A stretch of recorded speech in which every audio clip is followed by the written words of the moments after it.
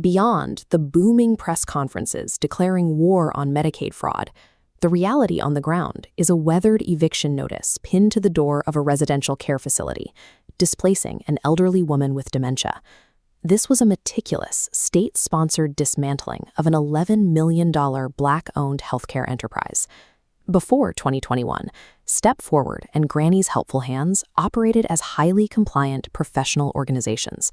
They relied on robust infrastructure, retaining licensed administrative professionals like Robin Stepney and employing outside CPA firms to track every dollar.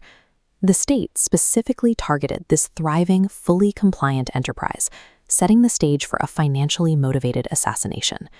In late 2021, the owners of this enterprise were exactly 45 days away from finalizing a lucrative $11 million sale of their businesses. That sale was abruptly halted by an aggressive state raid on their offices. Investigators swept premises, seizing over 500,000 pages of digital data and internal records. But that massive data sweep produced a glaring problem for the state. Investigators found absolutely zero evidence of financial fraud, phantom billing, or stolen public funds. The state had effectively frozen a multi-million-dollar enterprise and derailed an $11 million acquisition, but they couldn't legally dismantle a compliant business without finding a crime. Unable to uncover a legitimate crime to justify their destructive raid, the state shifted tactics and systematically manufactured a procedural loophole to finish the job. The mechanism they used to tear down the business was entirely mundane. They weaponized a simple, demonstrable administrative error on a routine provider enrollment form. An administrative assistant accidentally typed the EIN for Granny's Helpful Hands onto the paperwork for Step Forward, linking two legally separate corporate entities. Regulators used this typo to declare a credible allegation of fraud, indefinitely freezing all Medicaid payments without proving a single stolen dollar. The immediate collateral damage of that asset freeze was devastating. It forced the displacement of Robin Stepney, the licensed administrator, triggering the immediate eviction of vulnerable patients who relied on these facilities for housing and care. By utilizing a payment withhold over a typo, rather than a formal notice of disqualification, the state successfully bypassed administrative hearings and constitutional due process. They legally starved the defense of the capital needed to fight back in court. To build a criminal case, the state targeted Chavis Willis, a property manager for the company. Under the 2018 statutes, background studies were only required for employees with direct patient contact, a role Willis explicitly did not hold. To implicate him anyway, the state relied on a rogue, fired employee who had previously stolen from the business.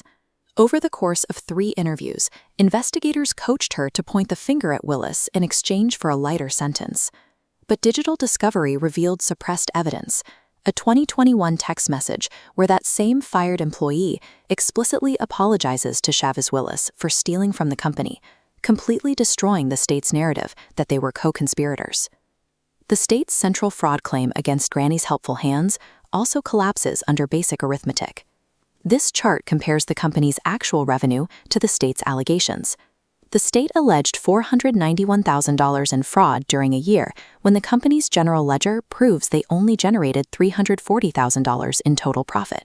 In 2025, the state even pushed to amend the law to retroactively include property management roles, effectively admitting their original 2018 charges against Willis lacked the necessary legal authority.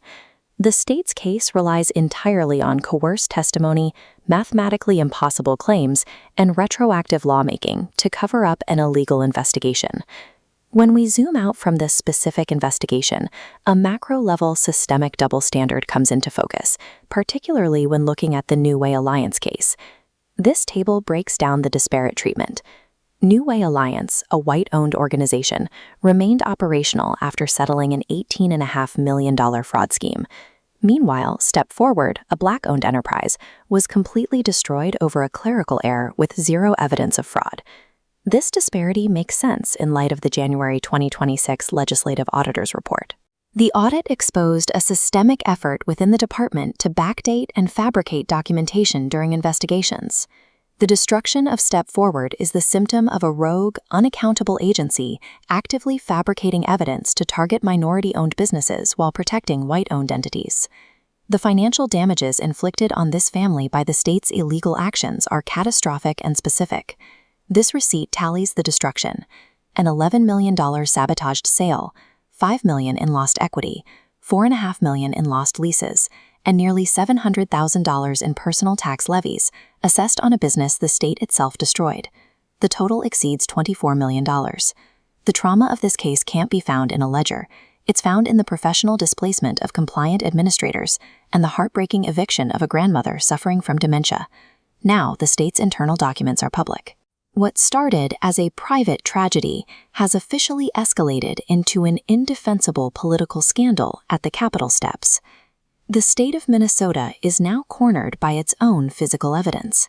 The only viable exit is an immediate global settlement and sweeping systemic reform.